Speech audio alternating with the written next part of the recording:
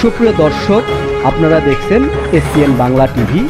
দেখুন ও সাবস্ক্রাইব করুন SPN Bangla TV, দেশ ও মানুষের কথা বলে। এখানে শেষ করছি। আল্লাহ হাফেজ। আসসালামু আলাইকুম ওয়া রাহমাতুল্লাহ। আমরা এখন কথা বলবো আমাদের দীর্ঘদিনের সঙ্গের সাথী, একজন বিশিষ্ট মানবাধিকার সংগঠক অ্যাডভোকেট মোহাম্মদ সাইদুল হক সাইদ। আমাদের মাঝ থেকে দীর্ঘদিন অনুপস্থিত ছিলেন, আবার আমাদের মাঝে ফিরে আসছেন।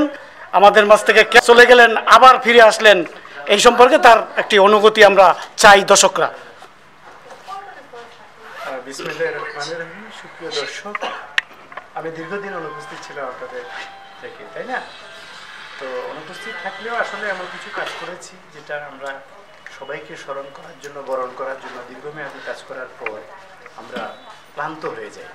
তো সেই ক্লান্তি দূর করার জন্য আমাদেরকে একটা কিছু খুঁজতে হবে। তো আমি বিশেষ করে কিছু জার্নাল, মানবাধিকার বিষয়ক কিছু জার্নাল সম্পাদনা করেছি, যেটা প্রায় 100 পর্বের মতো। তো সেখানে আপনাদের সকলের যে অবদান রয়েছে বাংলাদেশের ইতিহাসে মানবাধিকার সংগ্রামে, আমরা আজকেও যারা আছি, যে সবাই আমরা পরস্পর ভাই ভাই হিসেবেই কাজ করে আসছি দীর্ঘমেয়াদী, তাই না? তো সেক্ষেত্রে আমাদের জাতি গঠনে, দেশ গঠনে আমাদের মানবাধিকারের যে ভূমিকা রয়েছে, এবং যারা আমাদের আগেও কাজ করেছেন আমরা যাদেরকে শ্রদ্ধা করি, এবং আগামী প্রজন্ম এমন একটি পরিবেশ পেতে হবে যেখানে তারা পরিবেশ বান্ধব বা মানবাধিকার বান্ধব বাংলাদেশকে সামনের দিকে এগিয়ে নিয়ে যাবে। আমাদের মাননীয় প্রধানমন্ত্রীর আহ্বানে সাড়া দিয়ে আমরা দেশ গঠনে, জাতির পিতা বঙ্গবন্ধু শেখ মুজিবুর রহমানের আহ্বানে সাড়া দিয়ে জাতি গঠনে, মহান মুক্তিযুদ্ধের চেতনায় অনুপ্রাণিত হয়ে আমাদের কাজ করতে হবে, এবং সেই অনুযায়ী কাজ করে চলছে। তো আপনাদের মধ্যে হারিয়ে যায়নি, আমি সবসময় মনে রেখেছি আপনাদেরকে। মিন্টু ভাই একবার ফেসবুকে লিখলো, সাইদ ভাই আবার আসেন ফিরে, আবার আসেন ফিরে। তো এসেছি সেই ডাকে। আজকে আমি চট্টগ্রামে একটা অনুষ্ঠানে প্রধান অতিথি থাকার কথা। অনুষ্ঠানটা সে দাওয়াত দিয়েছেন, সেটাও পাইছি আমি। সেই দাওয়াতও দিয়েছিলাম যে আন্তর্জাতিক একটা সেমিনার হচ্ছিল, ওখানে আমি প্রধান অতিথি ছিলাম। কিন্তু অনুষ্ঠানটা রাত 12টার পরে স্থগিত হয়েছে, এবং ঈদের পরে আবার হবে অনুষ্ঠানটা। তো যার কারণে দেখেন ওই অনুষ্ঠানটা বাতিল হলো, আর এই অনুষ্ঠানটা আপনারা কন্টিনিউ করছিলেন। তো আমি কিন্তু এই অনুষ্ঠানে দাওয়াত পাইনি, আমি শুনেছি লোক মুখে, আমি এসেছি কিসের টানে, হৃদয়ের টানে।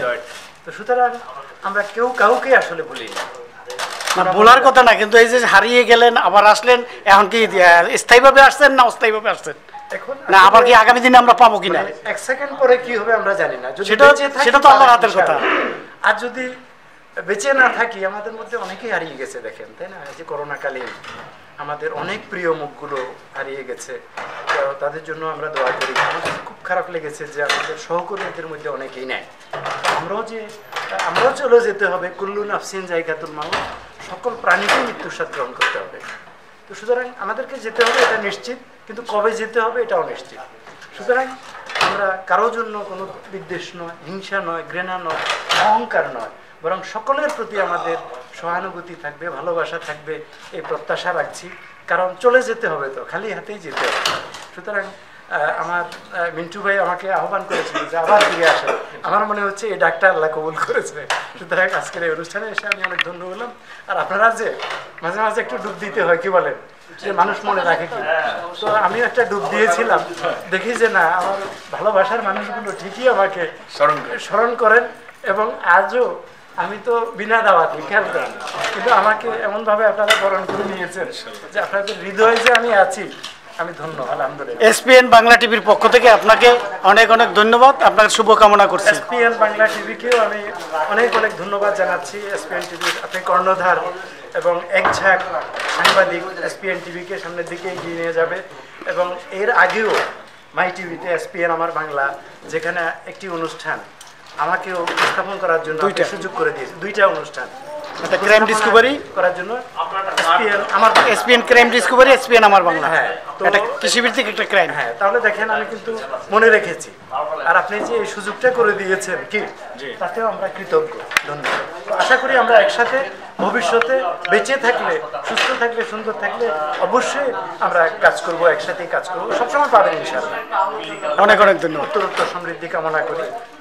আসসালামু আলাইকুম।